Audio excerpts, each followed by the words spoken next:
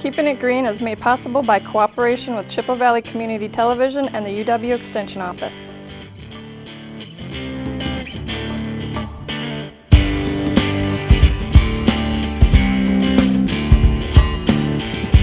Today we're here with Catherine Emmanuelle, family living educator from Trempealeau County, and today we're going to talk about moles and Molé, the sauce. Let's tell our viewers how we came up with the idea for this show. Okay, well, we are here in my home garden, and I was so proud of this garden. I grew the pepper seeds from the seedlings from the seed, and my grandma and I planted all the peppers that you see here. They were super tiny. I was so proud of this garden. And then I saw all these hills, lots of little hills running through my garden. I'm a nice person, but I got really angry, really frustrated. And so I contacted my horticultural agent in Eau Claire County, and I said, what the heck is this about? And she said, well, sounds like you probably have moles. Let me send you some materials from the Learning Store, which is one resource that we like to recommend to folks where UW Extension provides educational materials to people who live here in the state. And so Erin sent me some articles on moles. But you know what really dawned on me is kind of one of the values of Extension is that you can work with Extension, UW Extension, for many resources. And so for me, what I plan on doing is a lot of food preservation. That's something I teach a lot about, from canning, dehydration to freezing. And I plan on making mole sauce and freezing it. So I thought, Erin, we ought to tell our story and we ought to share some of the public value from moles to mole. You can contact UW Extension and we can help you and your family thrive. Yeah, you said we should do a YouTube video, and I said I already have a show. So let's just do this with Keeping It Green with Chippewa Valley Television. And here we are today. So why don't we go look at one of these holes that you had found initially? Absolutely. Erin, if you don't mind standing over there, or maybe you can see it from there. Yeah, so just go ahead and pull that back. And there is one of the culprits. Earlier this spring, and the summer, I had probably 15 holes like this all throughout my garden. I don't have as many. However, these are a great example of what was rampant in the garden earlier this summer. Well, they're not mole holes because moles don't actually come out of holes. They just make tunnels.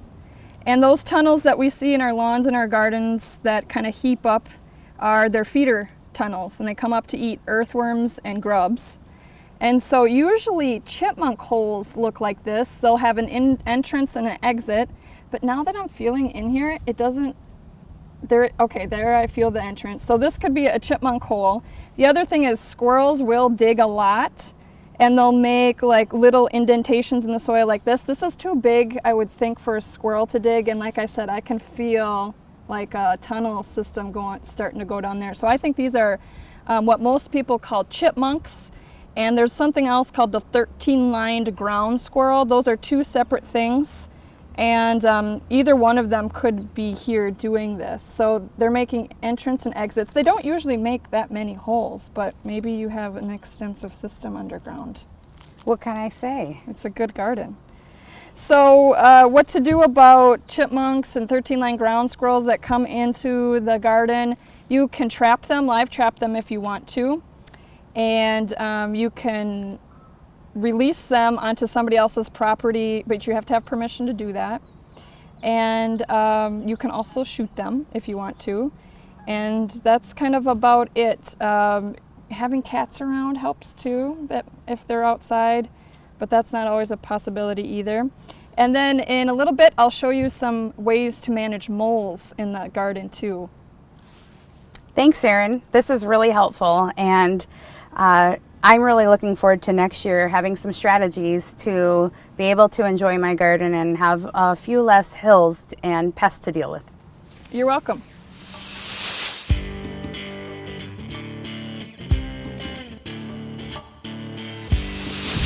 Erin, you mentioned that if I had a cat, that could help with my dilemma.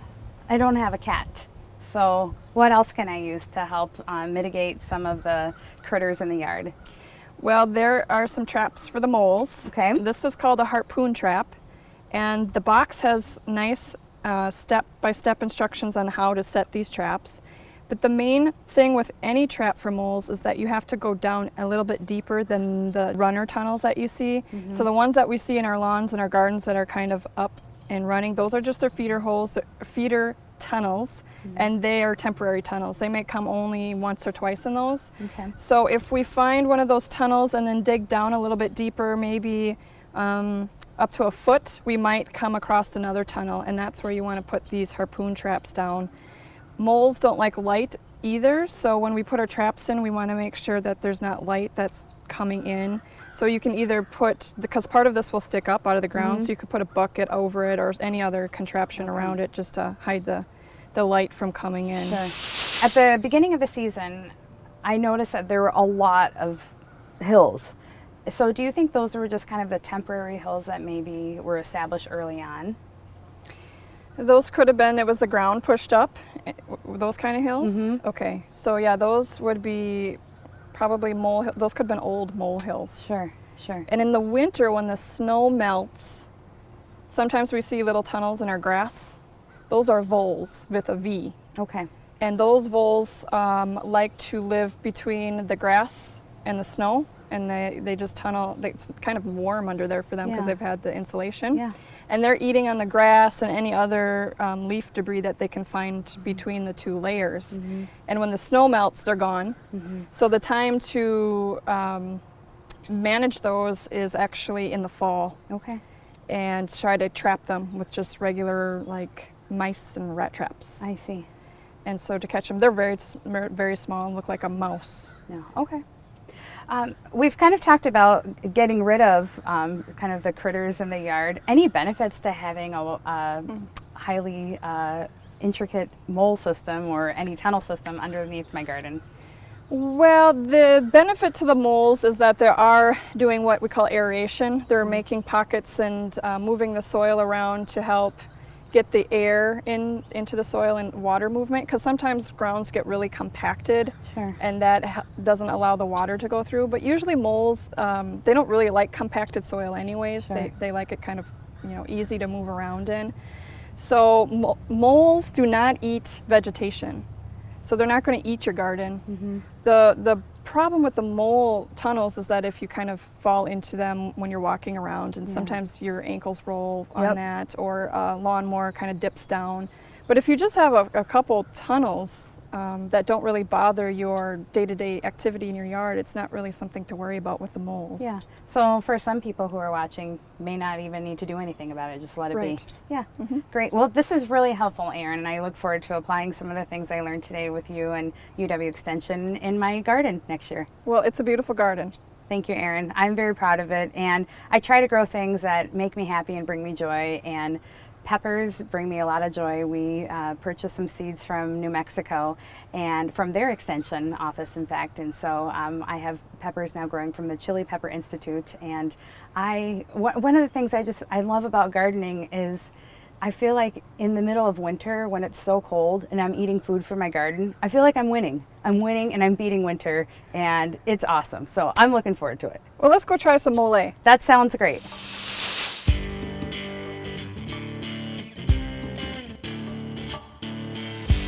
Okay, so here we are at the poblanos, and we're going to go ahead and pick 3 of these for our recipe.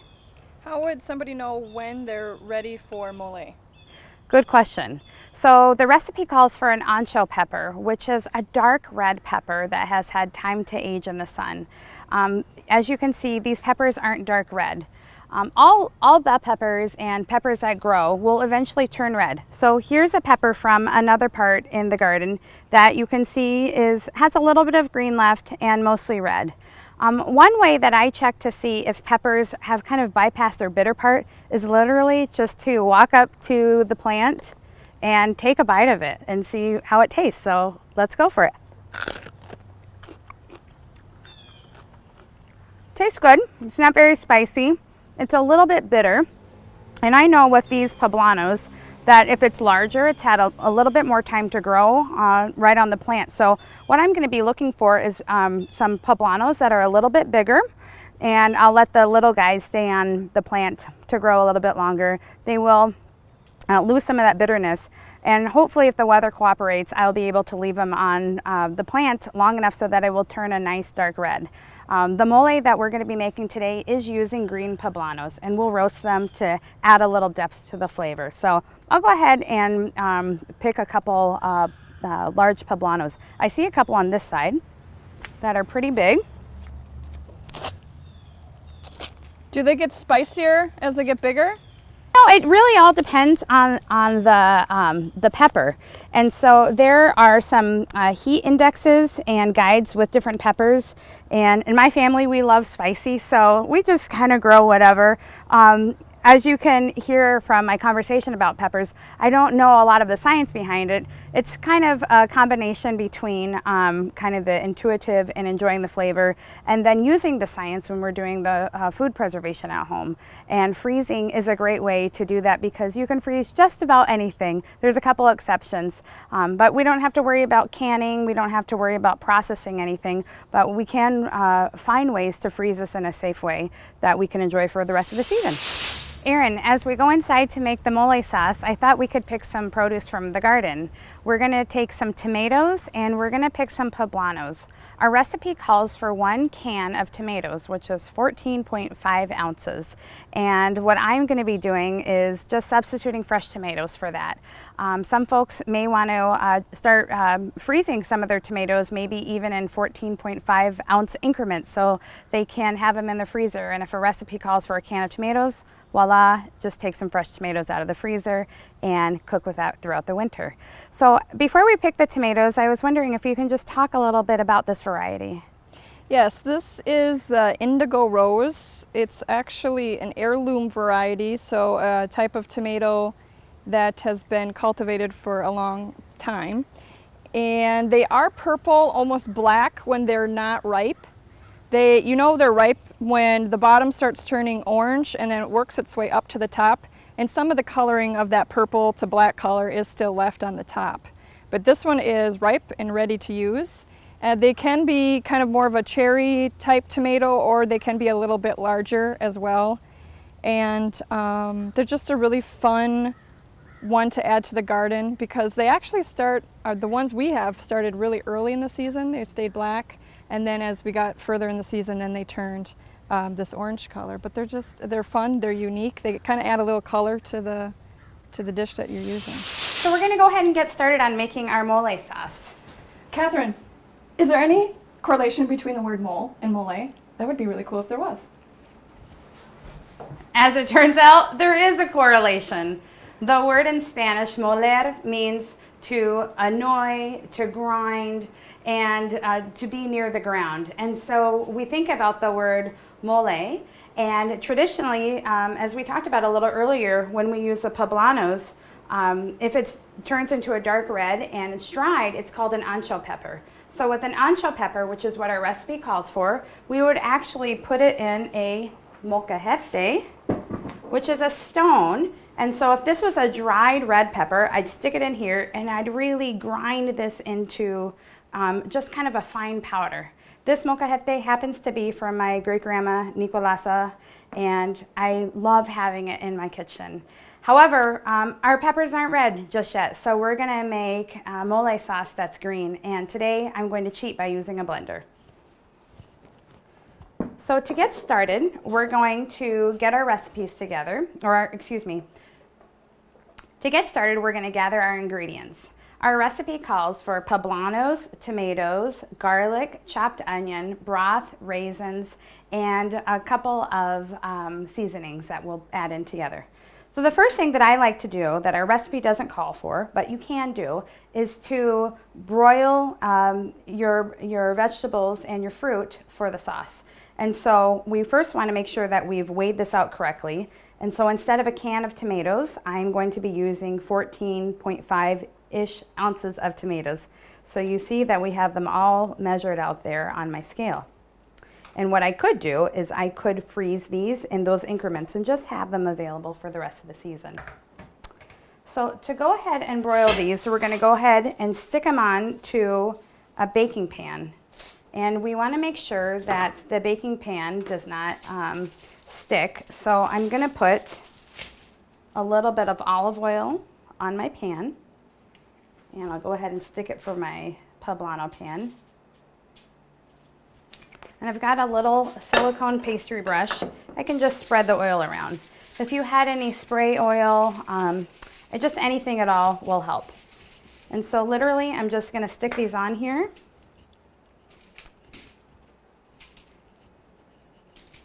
And I'm going to go ahead and do the same with our poblanos.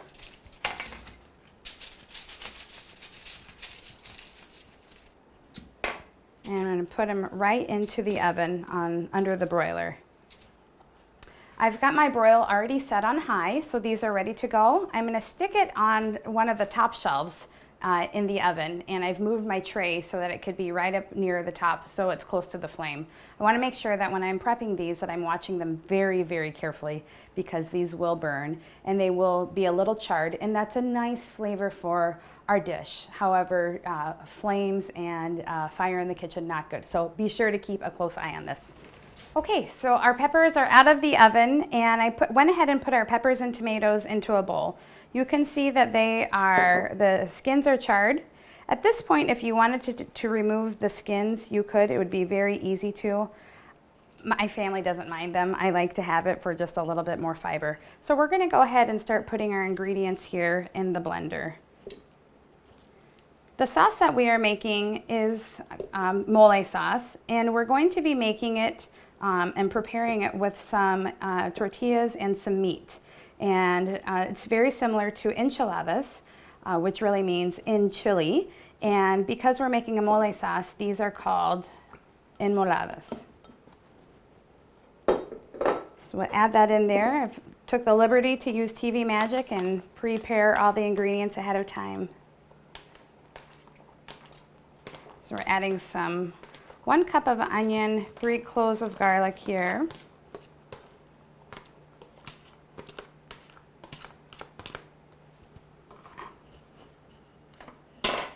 Got some broth.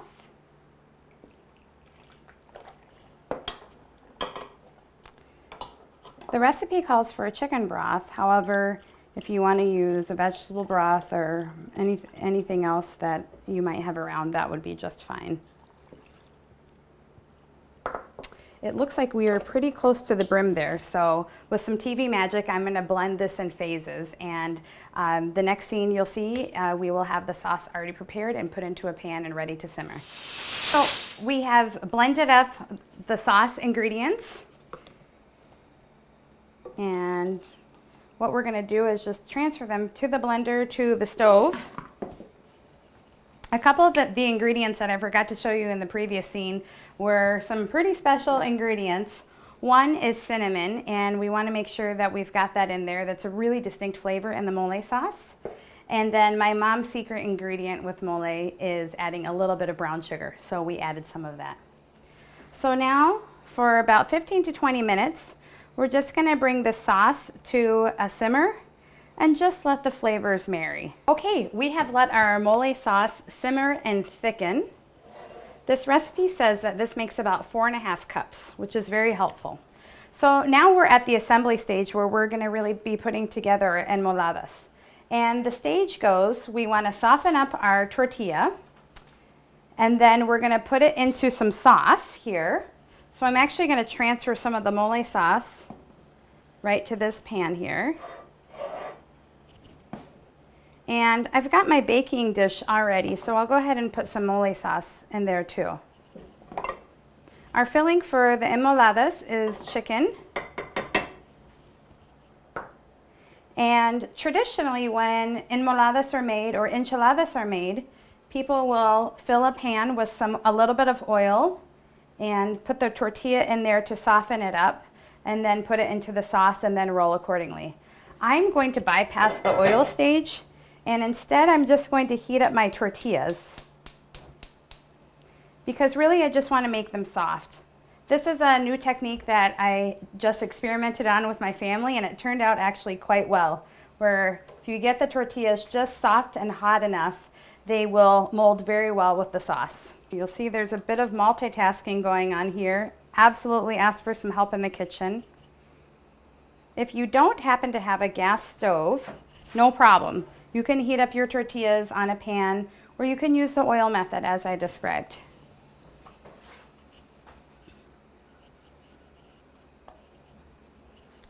So to fill in the tortillas, we'll just add a little chicken.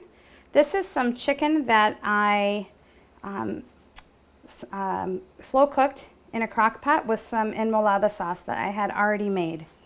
This is a very messy process, so I tend to use up a lot of napkins as I go along. These tortillas can get a little flimsy, and so it's important to move fast.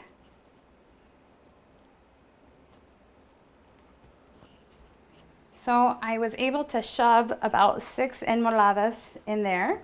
I'm going to go ahead and top this off with some of our mole sauce. And we'll be going ahead and putting this in the oven. We'll bake this for about 15 to 20 minutes. And it allows the flavors just to marry a little bit more. As you can see, this is basically just fresh vegetables, some seasonings, a little bit of Mom's secret ingredient of the brown sugar, some tortillas, some lean chicken. So this is a very healthy and hearty meal. I, for one, am very excited about making this in the wintertime and taking out my frozen mole sauce and making some fresh enmoladas. So you can see we've got this in our baking dish, and now I will put this into the oven. So our timer's off and our enmoladas are ready to be taken out of the oven and enjoyed very soon. Baking this allows the flavors just to settle in and become an even deeper and richer dish to enjoy. Oh, it's so nice to see just all of the different colors, the greens and the reds that we literally just picked a little while ago. So I'm going to remember the shape of my tortilla and slide it right onto my plate. I made enough for Erin LaFaive, our horticultural educator. She gives so much knowledge to the county, so the least I can do is give her a little bit of some fresh food here. And we also made a couple extra enmoladas for our film crew, so special thanks to community television in Eau Claire and to community television in every community who helps to take message and education out to the public. So thank you so much. We're going to go ahead and top off our enmoladas with some queso fresco. And let me say that again. We're going to go ahead and top off our enmoladas with some queso fresca. This is kind of like a feta cheese. It's a Mexican cheese. You can buy it at pretty much any Mexican grocery store in your community, along with lots of other delicious fresh produce. And this is an example of what it looks like. And it's a very mild cheese and also a leaner cheese than some of our fattier cheeses. So this is the meal all complete. So Erin, I'd like to invite you to come and have a bite. All right, thank you very much. You're welcome.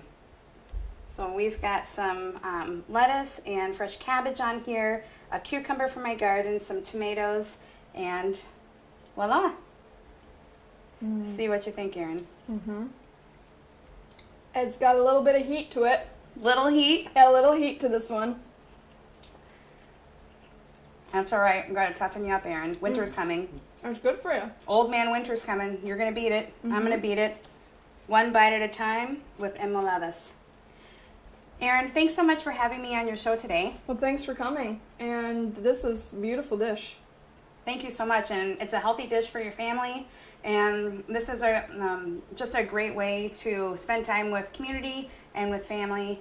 And once again, we can find these recipes through UW Extension and some of our partners. I'll be posting this recipe with the episode, so folks can be sure to check that out. I will also be sure to put it on the Trempealeau County Facebook page, which is Trempealeau County, which is UW Extension Trempealeau County. And folks can like our page and keep up to date there. What's your Facebook page? Eau Claire County UW Extension. Okay. Find us online and check us out. UW Extension is here in your community to help connect everybody to knowledge and education to help everyone transform their lives. Thanks a lot, Erin. Thank you.